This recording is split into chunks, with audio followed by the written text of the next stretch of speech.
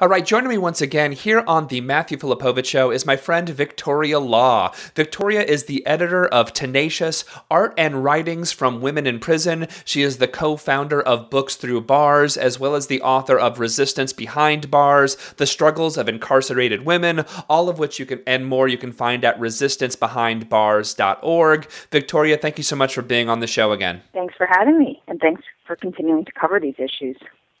Oh, absolutely. So, Victoria, you actually have an article up at Salon about a week ago or so about a group of women known as the New Jersey Four. If people are not familiar, tell us who are the New Jersey Four and what happened to them.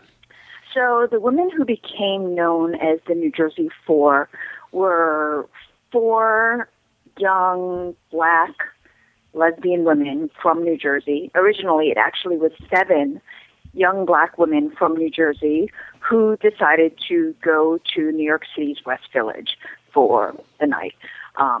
Just for listeners who may not know very much about New York City's West Village, it's traditionally been a mecca and a haven for LGBTQ people, for people who don't quite fit in. We're known for the Stonewall riots, the Gay Pride Parade. There are lots of gay bars, and it is considered a safe place for people to be able to be themselves and not have to put up with anti-gay harassment or violence. Well, in 2006, for these 7 women, that was not the case. They got off the subway, they were walking down the street, and they began being harassed by a man who was selling DVDs on the sidewalk. And when they told him that they weren't interested in his advances, that they were lesbians, he immediately began to assault them or attack them. So he threw his lit cigarette at someone, he grabbed the hair of another woman, and the women fought back, and they were actually joined by a couple of men who were walking by that they didn't know. The men looked over and saw a man attacking some women and decided to jump in and help them out. And at the end of this, everybody started to go on their way. The police were called, and the police arrested the 7 women. And even though the man who was attacked said that he suffered the majority of the injuries from these 2 men who had attacked them, they were still arrested. They were arraigned. Their bails were set to very high. They were sent to Rikers Island, and they were charged with a number of different charges, and eventually sentenced to 4 of them were sentenced to prison time. 3 of them took plea bargains and were able to get lesser charges. 4 of them said, we haven't done anything wrong. We were defending ourselves. We just wanted to go out and enjoy ourselves for the night. We didn't plan on getting attacked. We didn't plan on fighting anyone. This man assaulted us. Why should we plead guilty and have felony assault charges on our records? So They took it to trial. They lost. In the meantime, the media also tried them in its headlines. So there were media headlines like lesbian wolf pack, women assault man after he admires them. There was also the framing of this that looked at these women's race, their gender, for some of them, their gender appearance.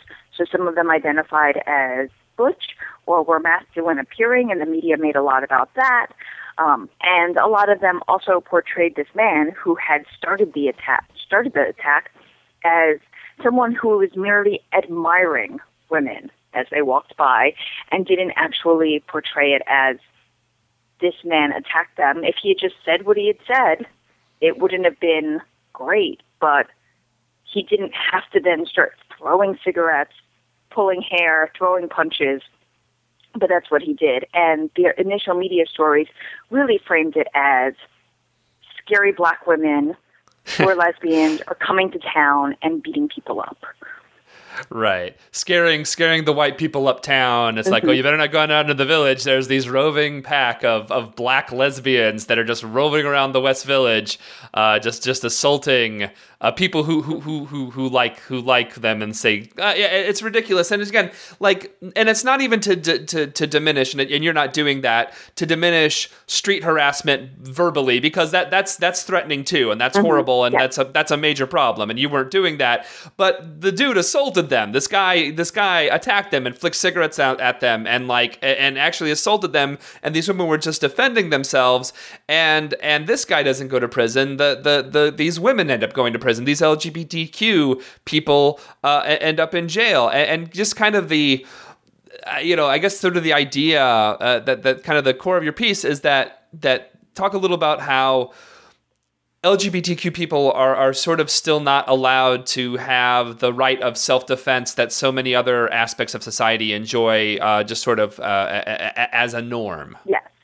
A short time before that, in New Jersey, a young woman named Cenk Uygur, who was, I believe she was 15 and maybe in 10th grade or maybe 9th grade, was coming back from New York City. So she was on the street corner waiting for her bus in New Jersey with a friend when two men drove by and, tried to pick them up. And Cenk Uygur said, I'm not interested. I'm a lesbian. And the men came out and assaulted her, and she died, from the attack.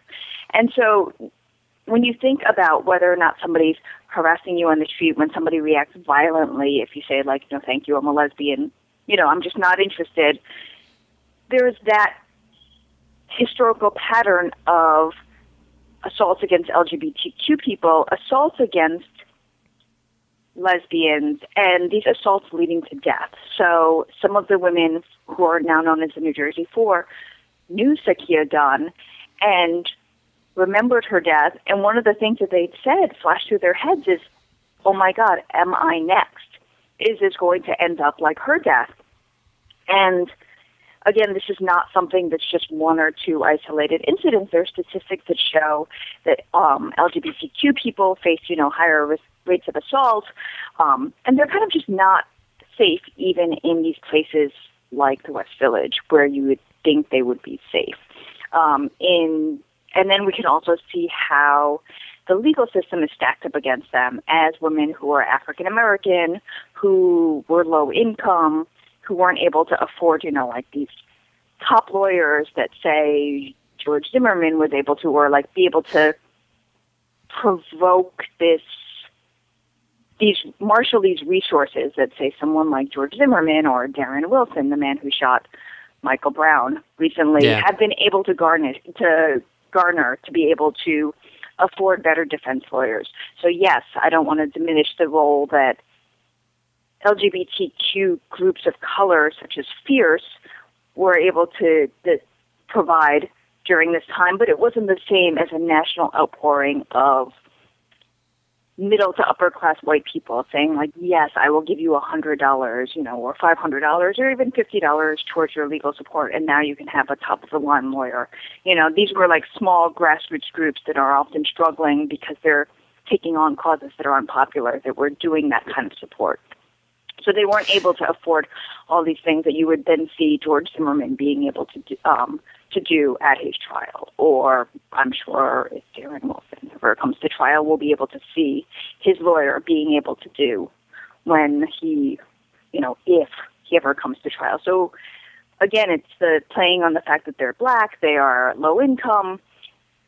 For the media, they were scary because they were black lesbians, they were black low-income lesbians, so you just see a collision of all the isms that we have in society, the prejudices and the fears that get whipped up when certain people just try to even assert their rights and protect their humanity. And the fact that the man who assaulted them was never prosecuted. In New Jersey, the police did not look very hard for Cenk Uygur's killer.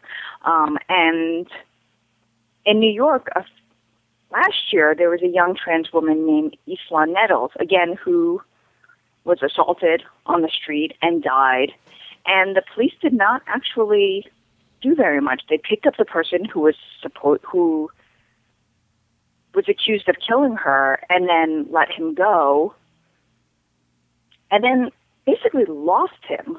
I actually read a report that said that after they let him go, even though he was still a person of interest, they hadn't closed the case, they basically just lost track of him. They didn't say they said he had moved from his address and they didn't know where he was. So you have to think, well, this man, if you were to believe that our criminal justice system is actually about justice, if someone is suspected of killing a young woman when she is walking down the street, wouldn't you keep track of him? Versus these 4 women who fought back, did not grievously harm the man who originally assaulted them, and they faced up to 11 years in prison for their charges. So you have to look at the way that the legal system treats how LGBTQ people are looked at and treated and viewed, and whether or not they can ever really be seen as quote-unquote deserving victims versus the way that they're prosecuted and gone after, even when the charges are grossly exaggerated, the harm has not been that much, et cetera, et cetera, et cetera.